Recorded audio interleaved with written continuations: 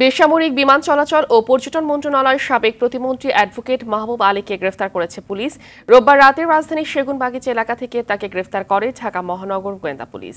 একই দিন সংস্কৃতি বিষয়ক মন্ত্রণালয়ের সাবেক মন্ত্রী আসাদুজ্জামান নূরকে রাত 11টার দিকে রাজধানী বেইলি রোডের নওরতন কলোনি থেকে গ্রেফতার করা হয়েছে। তিনি মিরপুর থানার একটি মামলার এজাহারভুক্ত আসামি। দুপুরে তাদের দুজনকে আদালতে সোপর্দ করে রিমান্ড চাইবেন তদন্তকারী কর্মকর্তারা। এদিকে ময়মনসিংহে ধোবাউড়া উপজেলার সীমান্ত দিয়ে অবৈধভাবে ভারতে পালানোর সময় সাংবাদিক মোজাম্মেল হক বাবু ও শ্যামল দত্তকে আটক করা হয়েছে। এই সময় আরও দুজনকে আটক করা হয়। তাদের বিরুদ্ধে মামলা থাকায় তাদেরকে ঢাকার ডিবি কার্যালয়ে পাঠানো হয়েছে।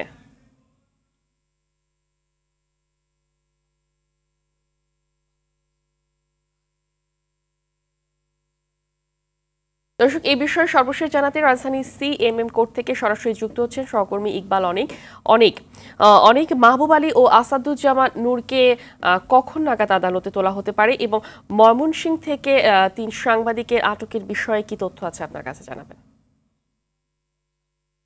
ফাহমিদা, আপনি যেমনটি বলছিলেন যে এই মুহূর্তে আমি আছি রাজধানীর যে সিএমএম কোর্ট রয়েছে সেখানে।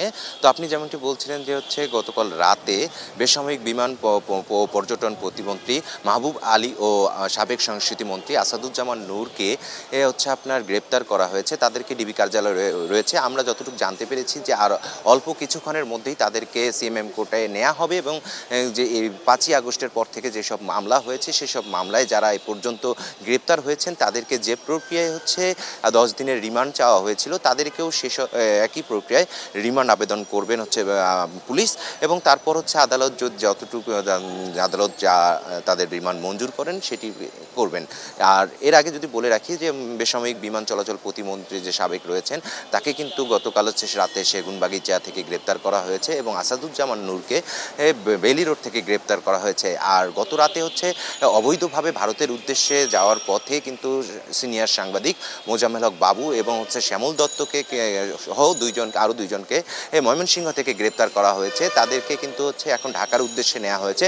মোজাম্মেল হক বাবু ও শ্যামল দত্তের নামে মামলা থাকায় তাদেরকে কিন্তু ডিবি কার্যালয়ে পাঠানো হয়েছে। আমরা যতটুকু জানতে পেরেছি তাদেরকে যদি আজকের মধ্যেই ঢাকায় পৌঁছানো সম্ভব হয় তাহলে তাদেরকে আজকেই কিন্তু কোর্টে প্রেরণ করা হবে এবং তাদেরকেও জিজ্ঞাসাবাদের জন্য রিমান্ড চাওয়া হবে এবং রিমান্ডে যারা এই যে 5ই আগস্টের আগ পর্যন্ত যে রকম সংঘর্ষ হয়েছিল সেই সব সংঘর্ষে কারা ইন্ধনদাতা এবং তাদের কোনো সম্পৃক্ততা আছে কিনা রিমান্ডে তাদেরকে কিন্তু এইসবই জিজ্ঞাসাবাদ করছেন আইন শৃঙ্খলা বাহিনী। এই ছিল ফাহমিদা আমার কাছে সিএমএম কোর্ট থেকে সবশেষ অবস্থা।